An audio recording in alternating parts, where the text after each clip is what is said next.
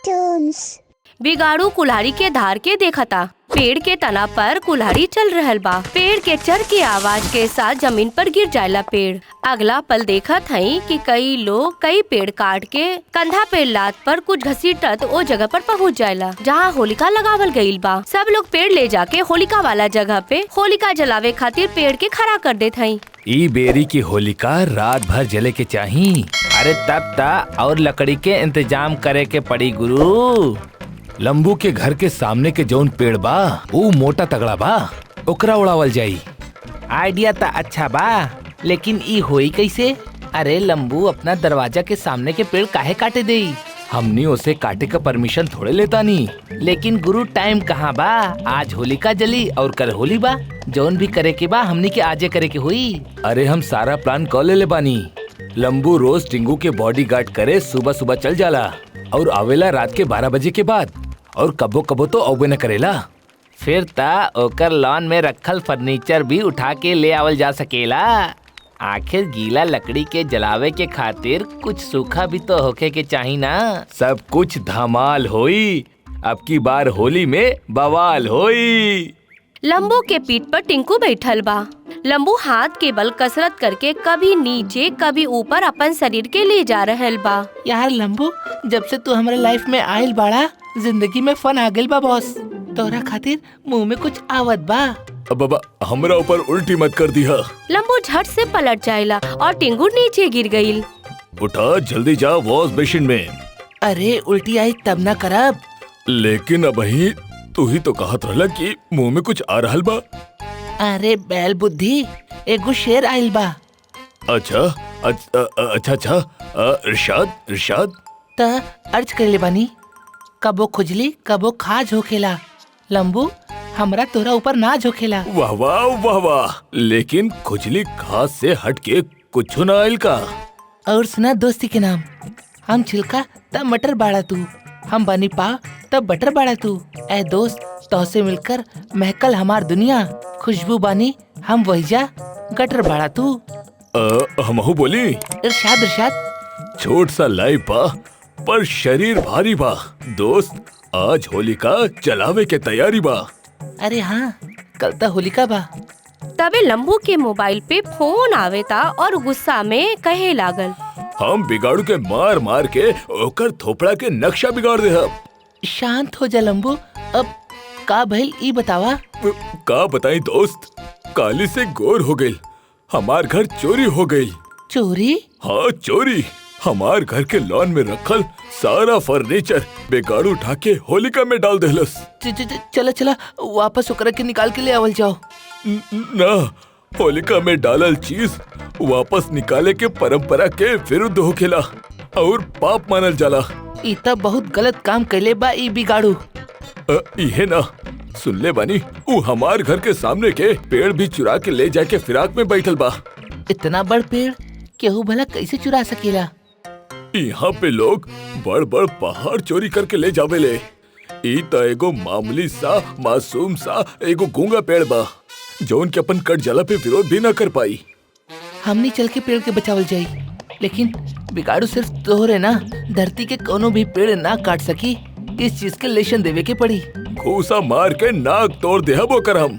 दोनों झट से निकल जायला। लंबू के घर के सामने एगो बड़ा पेड़ पर कुल्हाड़ी जैसन ही चलता। लंबू के हाथ कुल्हाड़ी के पकड़ लेलस। काटे वाला लंबू के देखकर डर गईल। अरे गुरु, ये लंबू कहाँ से आ गई?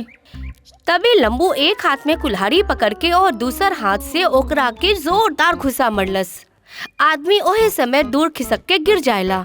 खबरदार केहू अगर हमरा पेड़ के टच भी कर लसता, हम ओकर उंगली उखाड़ ले। ई तू गलत कर रहल बड़ा लंबू। तू हमनी के परंपरा निभावे में बाधा पहुंचा रहल बड़ा। परंपरा निभावे के इतना ही शौक बा तब पेड़ लगावा ना, बढ़ावा फिर काटा, तब पता चली। इतना साल से हम केहू न केहू के पेड़ जरूर कट ले बानी। केहू तब तो न बोलस। आज तू नेता बन रहल बड़ा। ये पेड़ तो आज कट के ही रही। टिंगू दुनू के बात सुन के समझावे के कोशिश करेला। देखा बिगाड़ू, पेड़ काटब अपराध बा। टिंगू के बात पूरा होवे से पहले ही बिगाड़ू ओकरा के जोरदार धक्का मरलस। टिंगू दूर जाकर गिर जायला। टिंगू मने ही मन सोचे लागल, बिगाड़ू मोटी बुद्धि के आदमी बा। ये ऐसे ना समझी। चला भाई, कुल्हाड़ी उठावा। अकेला लंबू हम सबके कुछ न बिगाड़ पाई। हमने सब इतना सारा बानी। चला, अकेला भाई नहीं तो का भाई, तू जैसन 100 लोगन के धूल चटा दे हम। बाकी बीच में टिंगू बोले लागल, रुका बिगाड़ू, तोहरा के पेड़ ही काटे के बना त एमे इतना मेहनत करे के का जरूरत बा। हमार एगो जाने वाला बा जेकरा लगे क्रेन बा। चला ओकर क्रेन लेके आवल जाओ। होलिका पे खड़ा पेड़ हमनी लोग लेके आई त कितना अच्छा लागी। का बोल रहल बड़ा टिंगू, तू तो हमार दोस्त होके हमार पेड़ कटवा रहल बड़ा। पेड़ काटी तो हमहू होलिका में नाचत नाचत जाए। टिंगू सब लोगन के लेके हॉस्पिटल में पहुंच गई। बिगाड़ू हॉस्पिटल के बोर्ड देखे कहे लागल, तू हमनी के हॉस्पिटल काहे लेके आयल बड़ा टिंगू? मशीन के चाबी जेकर पास मिली वो यही जे काम करेला। सबके लेके एगो कमरा में इंटर करेला। ओहिजा एगो लड़की फ्रूटी बाड़ी और ओकर दादाजी ओहिजा भर्ती रहलन और इनका के ऑक्सीजन मास्क लगावल गइल बा। अरे लंबू टिंगू तो दोनों यहिजा कैसे? अपना दोस्त लोगन के दादाजी से मिलवावे आयल बानी। ना ना, हम मशीन के चाबी लेवे आयल बानी। कैसन मशीन के चाबी? दरअसल बात ई बा कि बिगाड़ू होलिका में डाले के खातिर हर मोटा पेट काट रहल बा। का सच में बिगाड़ू? हाँ, तू भी आज रात में यहाँ, बड़ा मजा आवे वाला बा। चुप रहा और अब बेवकूफी मत करिया। हर साल होलिका के खातिर लाखों पेड़ कटेला देश भर में। हमनी के जान चल जाए बिगाड़ू। हाँ बिगाड़ू, तोरा पता बा कि एक पेड़ कितना लोगन के खातिर ऑक्सीजन देवेला। आज दादाजी के ई हालत ऑक्सीजन के कमी के कारण भइल बा। आज दादाजी के जौन ऑक्सीजन मिल रहल बा उहो वातावरण से इकट्ठा करके बोतल में भरल गइल बा। और तू अगर पेड़ ही काट देबा त ऑक्सीजन कहाँ से लेई बा? ओह, हम तो एकर बारे में कबो सोचबे न कईनी। इतना बड़ा मिस्टेक करत रहनी हम। अब वो देर ना भइल बा। सूखा पेड़ पत्ती, कूड़ा कचरा और सूखा लकड़ियन के लेके होलिका सजावा, जलावा और होलिका मनावा। तू हमार आँख खोल देला लंबू टिंगू, हम एकर जरूर ध्यान देहब। सब लोग मुस्कुरावे लागल। होलिका जल रहल बा, ओकर इर्द गिर्द सब लोग नाच रहल बा। बिगाड़ू घर के छत पर रंग घोल रहल बा, साथे में रंग में गोबर भी डाल रहल बा। शू पॉलिश, गोबर, कलर सबके एक साथ कॉकटेल बना के छत से नीचे जाए वालन के ऊपर फेंकल जाई। अरे गुरु, लंबू टिंगू यही जे आ रहल बाड़े। बिगाड़ू लंबू और टिंगू के ऊपर गोबर बनावल रंग के डाल दे रहल बा। दोनों भीग जावेला। ये दोनों के हाथ में दूगो पौधा बा। और हमार भाई लंबू टिंगू कैसन लागल? हमनी के तो अच्छा लागल, लेकिन अब मत डलिया, हमार पौधा खराब हो जाई। का पौधा? हाँ पौधा, तू कल जोन पेड़ कटले बाड़ा हम ओकर जगह नवा पौधा लगावे जाता नहीं। हमनियो चली? हाँ काहे ना, नेकी और पूछ पूछ। हाँ, हमरा ऊपर जौन घोल के फेंक रहल बड़ा वो गोबर और होके ता लेके जइया, पौधा के खाद के काम आई। सब लोग साथ में पौधा लेकर जा रहल बा। तबे देखलक कि सड़क पर खड़ा टैंकर से पानी लेवे खातिर लोग खड़ा बा। देख रहल बड़ा बिगाड़ू कितना किस्मत वाला बा। यही जा लोगन के पिए खातिर एक बाल्टी पानी कितना मुसीबत से मिल रहा बा और ये बाल्टी बाल्टी पानी में कलर घोल के गिरा रहा बा।